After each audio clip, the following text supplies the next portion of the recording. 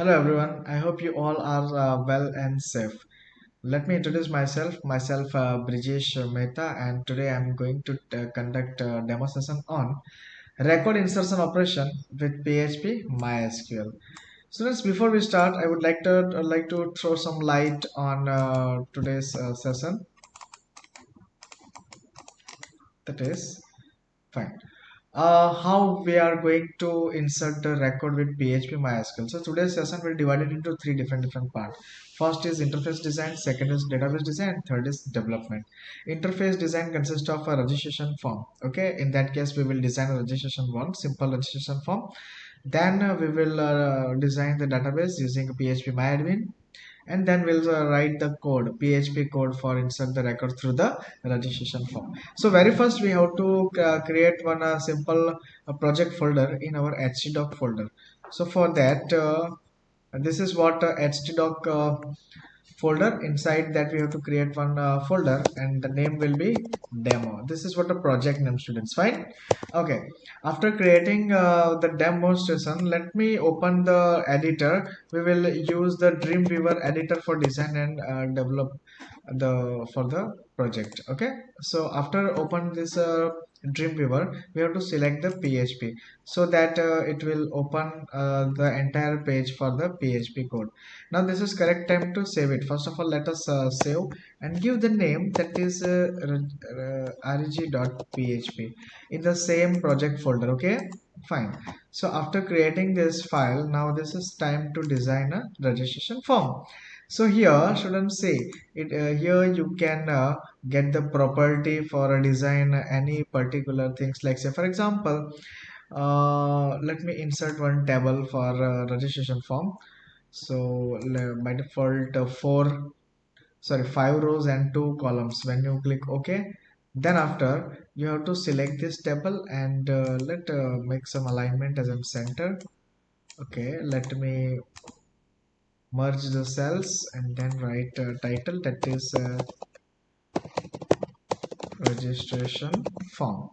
After performing this thing, student, you can provide some styles or format on the content. Okay, something like this, and we will take the minimum fields like name, uh, email and password. Okay, then let us insert a text field from insert menu, form and text field. Okay, no need to add a form tag because we will take only the single form tag immediate after body tag. Fine, now double click on it, and then from here you can change the name of text box. So this is what the name. Now same as we will perform for email. Please focus on my mouse pointer. Okay, now this is the password. So here this is not a type of text, it is the type of password. So here we have to select the password and then assign the name, say pass. Okay, now let me again merge it using this table, then insert form and button. Okay, now the same things we have to perform. Double click on it, value. When you add the value, that time you, this is what the caption it will whatever the gear name you provide, it will automatically displayed over here. Fine, now the name button name will be add. Fine, so okay, save something like this. Fine, okay, let us align this. Fine, done. Okay, I already saved it. Now my interface is ready. Now the next step is database design. So student, we have to open the database using localhost. Localhost is our local server, and our project name is demo. Fine. Okay, before that say from here PHP MyAdmin, you have to select the PHP MyAdmin so that database it will be open. Okay students, fine. Now whenever you click on the new, it will allow us to create the new database. So for example, let us take the name demo, and we have to click on the create. Whenever you click on the create button, see demo database will create it. Yes, see my mouse pointer. Now table. Okay, here I would like to give the table name, that is registration. and using 4 different fields.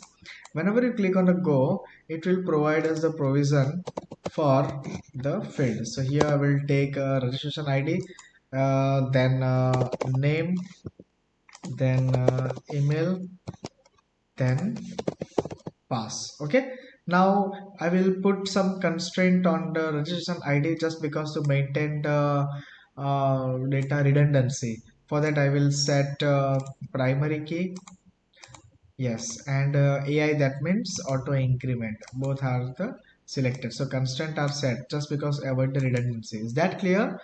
Fine. So the type will be integer. Then this is for varchar, this is varchar, and this is varchar, because ultimately all fields are having the data in a varchar. So here 3 digit I have required maximum. Then size will be 30. Okay, length will be 30, 30, and you can say 20. Fine. Okay, after completion, after performing this task, student, we have to click on save button so that our table is created. So look over here, demo, database name is demo and table name is registration. Fine. Okay, fine. So this is what the structure. Now my database is ready, table is ready, and my interface is ready. Now what to do, students? We have to establish the bridge. Bridge, that means connection. We have to write the connection. So very simple. We have to write the code for connection, and for connection, students, we have to take one variable that is the name CONN, that is connection, and take the support of MySQL function, that is MySQLi underscore connect. When I open the round bracket, it will expect the 4 different parameters. That is host. Our host is local host. Localhost. Okay. Second is username. Username is root. And third is password. That is blank. And database name is, what is the name of database? Demo. Okay. So this is what about the connection. Now we have to save this file, and then the file name will be connection.php. Is it okay? Okay, now let us include a very initial, we have to include the connection file. So we have to open and close the PHP text, students, and then with the help of include function we can include the connection file, that is connection. Why we are include the connection file? Just because we can easily interact with the table of registration. Okay, fine. Now student, one thing that we didn't still we didn't implement the form tag. Form tag is required, because if you are not write the form tag, what happen, your HTML form will not work, mean button will not respond. So two major attribute we will use, that is a form name and method always will set as a post. Okay, fine. Now just focus over here. Now I'm going to write the condition if is set and super global array, that is a request, and here I will mention the name of button. My button name is add. Okay, students. So after completion of this step, I have to over all the parentheses. Students, why I have written this code?